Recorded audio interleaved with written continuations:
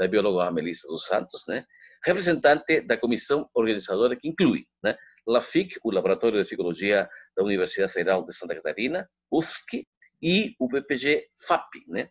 Programa de Pós-Graduação de Biologia de Fungos, Algas e Plantas, também da UFSC. Da mesma forma, gostaria de cumprimentar meus colegas desse evento, o Dr. Alfonso Pineda, da Colômbia, né? O Dr. Miguel Martínez, do Paraguai, e o Dr. Carlos Vicudo, do Brasil. Muito bom. Eu sou o professor Lobo, eu sou chileno, naturalizado brasileiro, né? E professor da Universidade de Santa Cruz do Sul, no estado do Rio Grande do Sul, né? Lotado no Departamento de Biologia e Farmácia, e ainda professor, pesquisador e orientador do programa de pós-graduação, mestrado e doutorado em tecnologia ambiental. E hoje vamos falar um pouco sobre o uso da comunidade de diatomáceas como bioindicadores da qualidade da água. Então vejamos.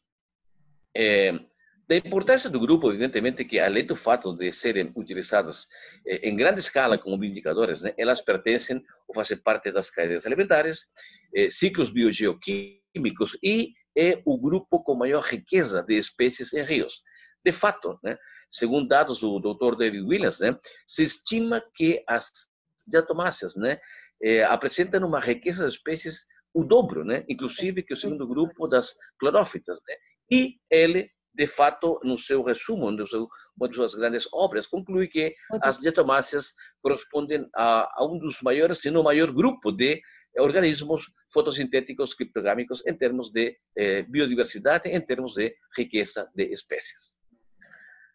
Muito bom, vamos ver um pouco sobre diatomáceas e bioindicação, sim? E iniciando pelo conceito básico de espécies indicadoras, né, do Johnson e colaboradores 93, que é um clássico, né, onde nos indica que as espécies indicadoras, né, ou um conjunto de espécies que apresentam requerimentos ambientais específicos. Por exemplo, mudanças na presença, ausência, número, morfologia, fisiologia ou comportamento delas indicará que as atuais condições ambientais se encontram fora do limite de tolerância daquela espécie. Muito bom. Nesse sentido, o nosso grupo de trabalho tem se esforçado nos últimos anos na criação de índices tróficos, né, usando diatomáceas. De fato, em 2015, né, o nosso grupo, né, publicou o índice trófico da qualidade da água, né, para sistemas lóticos subtropicais e temperados brasileiros, né, em função de gradientes ambientais, em função do ordenamento de grupos de espécies a gradientes ambientais, né, de eutrofização principalmente.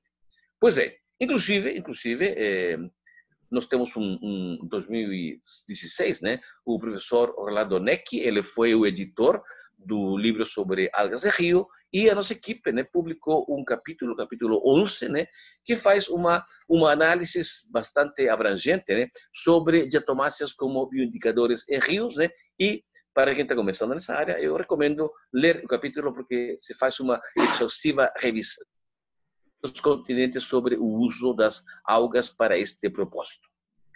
Muito bom, só que hoje eu quero falar sobre um problema particular que também está tomando conta, né?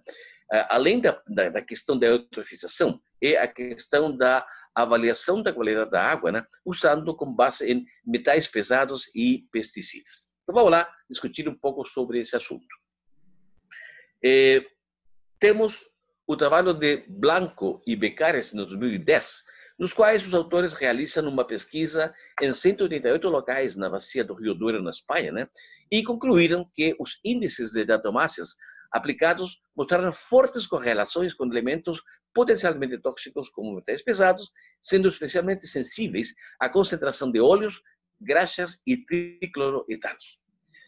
Aqui temos, portanto, os principais variáveis que foram medidas, né? Por exemplo, biocidas, né, atrazina e outros pesticidas totais, né? Depois temos aqui os elementos potencialmente tóxicos, né, como metais pesados, cromo, chumbo, níquel, zinco, etc., né? E finalmente temos aqui os compostos orgânicos semivoláteis, como por exemplo os PEC, de tetacloretanos, e o TCE, o tricloroetano. Muito bom. Então, os autores, o que eles fizeram? uma relação entre uma série de índices bióticos, né? Aqui, inclusive, destacando o índice que publicamos há um tempo atrás, com base, né, na questão da contaminação orgânica, principalmente, né? E, em geral, todos os índices que estão aqui listados, né, têm como base a fórmula de Zelinski-Marvan, né, na qual faz uma média ponderada da abundância das espécies em função da sua tolerância à saprovidade e à eutrofização, né? Esse, se você repara aqui, praticamente todos os índices que trabalham com diatomáceas, né, tem como base, né, a fórmula de Zelinski-Marvan. E também nós temos aqui macroinvertebrados, né, que tem como base famílias com base na sensitividade à poluição orgânica. Muito bom. Vejamos o que os autores viram. Aqui temos, então, o coeficiente de correlação do esperma, médio, né, de cada índice e grupos de variáveis químicas medidas. Vejamos. Óleos e graxas, por exemplo, que é o que mais se destaca, né? Aqui temos o índice de Sladesek, aqui à minha esquerda, né? Que apresenta um alto índice de correlação, principalmente com essa variável, mas, em geral, todos os índices, né? O índice de lobo e, em geral, os índices, né, de diatomáceas apresentam uma forte correlação com óleos e graxas, né? E também, de um grau médio também, né, o índice dos macroinvertebrados bentônicos. Vejamos agora, né, a relação do coeficiente médio do esperma, né, para cada variável química em função do índice que se utiliza. Vejamos, olha aqui, ó, claramente, né, os macroinvertebrados se relacionam com pesticidas, claramente, né, e, por sua vez, né, as diatomáceas com óleos e graxas, como vamos ver, né, com tricloroetanos e, em geral, né, com metais pesados, né, elementos potencialmente tóxicos como cromo, zinco, cobre, etc., como vamos ver aí na lâmina, né? Então, o que eles concluem? De que os resultados dão suporte ao uso complementar de índices de diatomáceas e de macroinvertebrados para biomonitorar substâncias tóxicas, né? E os dois grupos apresentam sensibilidades diferentes, dependendo do tipo de poluente, e, portanto, eles podem ser, sim, considerados para um eventual desenvolvimento de índices específicos para avaliar a qualidade da água. Temos também no trabalho de Robet e colaboradores de 2011, nos quais os autores realizam uma pesquisa na qual 7 espécies de diatomáceas perifíticas foram isoladas do rio Morcille, na França, né, que apresentaram um gradiente de contaminação por pesticidas em direção à foz, particularmente o diuron. E a sensibilidade dessas espécies foi avaliada por meio de testes ecotoxicológicos, né, e as espécies foram classificadas quanto à sua tolerância. Vejamos o que eles viram, né? Aqui está o diuron, né? Ele é um herbicida e classificado como altamente tóxico. Muito bem. Então, aqui temos, né, o resultado, né, os grupos que se definem quanto à sua sensitividade, né, ao diuron numa escala de toxicidade. Aqui temos, portanto, né, um grupo primeiro, que é a Fragillaria capuchina, claramente mostra a mais alta sensitividade ao diuron. A escala do EC, né, da toxicidade é quanto mais próximo de zero estiver, mais tóxico é o sistema, né? Portanto, temos o grupo da capuchina muito mais sensível ao diuron. Temos um grupo intermediário, Nitzschia navicula lanceolata, Agnathidium minutissimum, Nitzschia linearis e Oliva minima, né? E, por sua vez, né, temos aí o grupo da Nitzschia pálea e Encionema noemesianum, né, que apresenta a mais alta, né, sensibilidade ou tolerância a esse pesticida. Isto é, claramente temos um gradiente de sensitividade respeito ao diuron. Muito bom. Então, os autores viram qual seria a relação que há entre essa sensitividade e a sua distribuição in situ. E temos aqui, portanto, né, Fragillaria capuchina e Nitzschia pálea, que são os extremos, né? Barra branca corresponde ao tecido superior e a barra cinza corresponde ao tecido inferior. E claramente observamos que há uma resposta consistente, né? Capuchina, né, apresenta altos percentuais de abundância no tecido superior e Nitzschia pálea apresenta altas abundâncias nos trechos inferiores. Isto é, há uma correspondência quanto à sua sensitividade.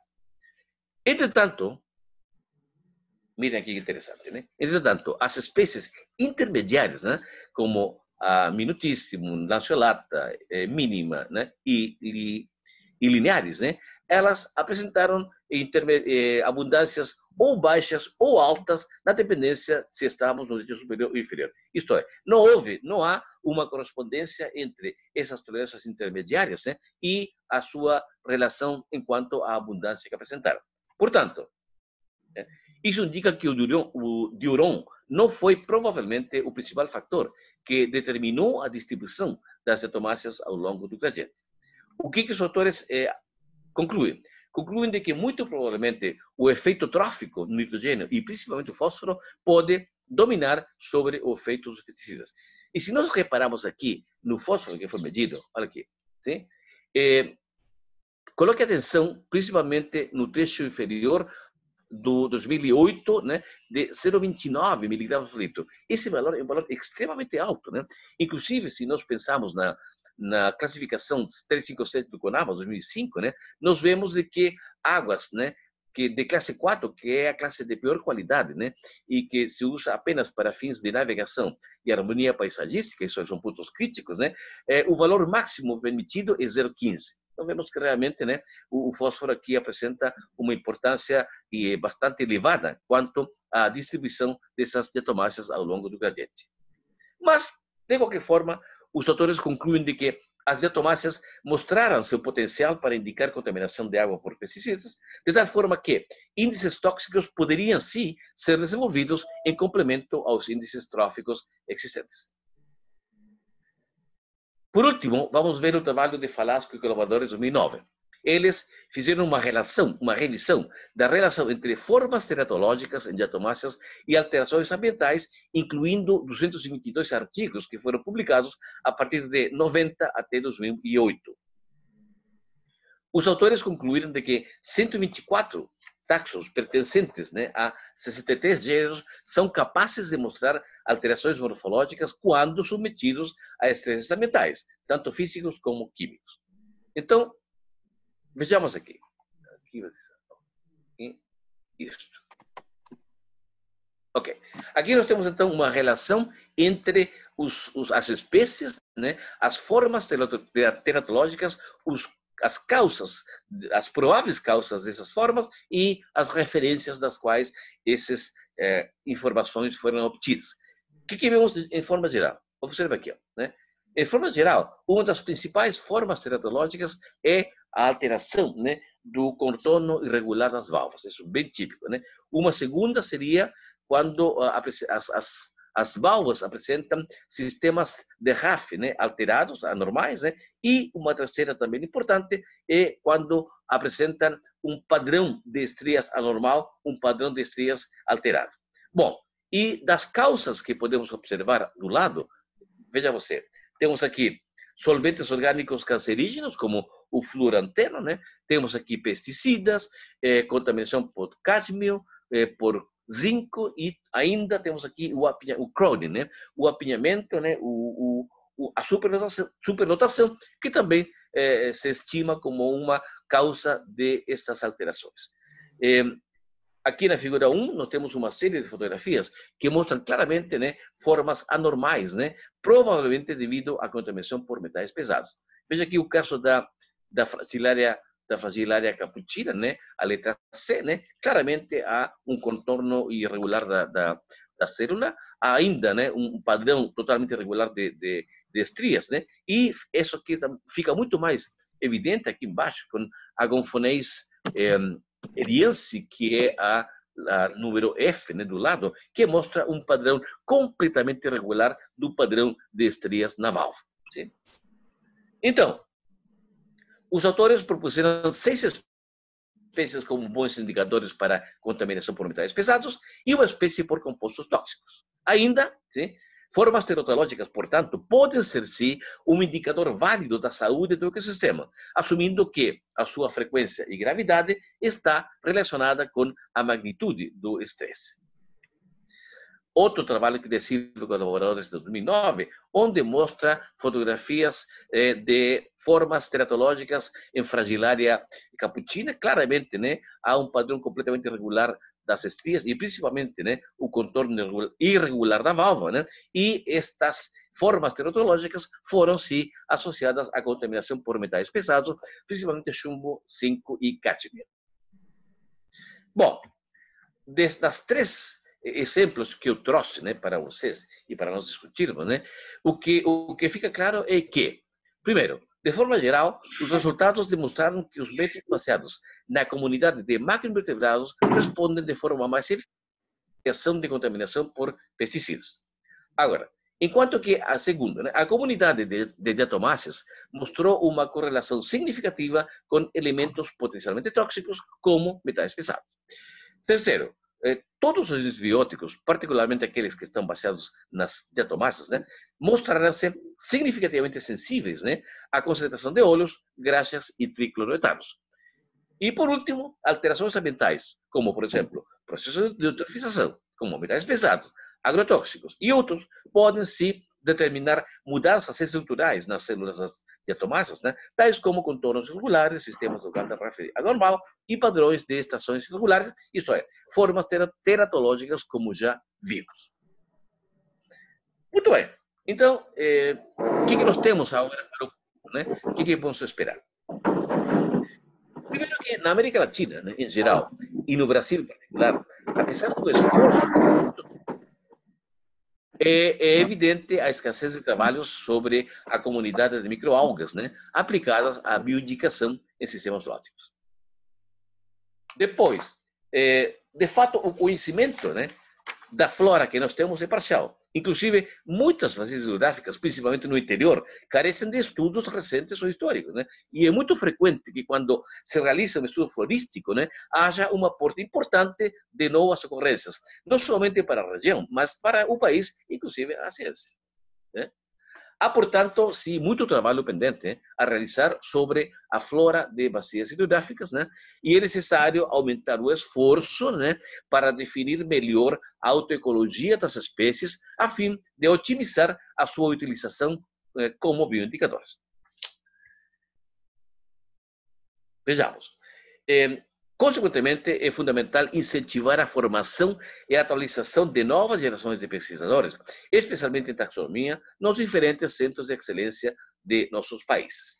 E eventos como esse aqui, como Marathon Algas 2019, né, eu vejo que são muito importantes para fortalecer e enriquecer o conhecimento na área da ficologia e suas aplicações, já que estamos aliando uma nova tecnologia, uma tecnologia de ponta, através da internet, né? E com isto, né, nós podemos atingir o máximo de jovens cientistas na América, no Brasil e na América Latina. E isso é muito bom, né? Portanto, eu penso que outros eventos dessa natureza, né, devem ser organizados, né, visando discutir metodologias, por exemplo, técnicas de amostragem, técnicas de contagem de indivíduos, preparação de lâminas, etc., né, e critérios taxonômicos, né, em função da dinâmica da taxonomia, né, para poder identificar espécies, né, inclusive, né, usando agora um novo enfoque de técnicas moleculares, né, a partir das sequências de DNA, né. E, por último, para concluir essa minha breve palestra, né, me parece que é fundamental, né, a publicação de guias ilustrados da flora regional, né, porque é a única forma que nós temos de poder avançar, né, nesta área no Brasil e na América Latina. Portanto, para vocês, jovens pesquisadores, para os professores, né, nós temos que dedicar esforços na publicação de guias ilustrados nossos, né, as nossas floras endêmicas, as nossas floras características, para que possamos ter uma base, né, forte e assim poder trabalhar com a autoecologia das nossas espécies como bioindicadores. Bom, era essa a minha participação. Muito obrigado pela atenção, né, e fico à disposição de vocês para perguntas, consultas, etc. Eu vou ter que desligar daqui para a gente falar e depois conectar de novo para vocês se escutarem. Tá. Obrigada, professora. A gente está escutando atentamente. O pessoal está aqui. Vocês querem fazer alguma pergunta?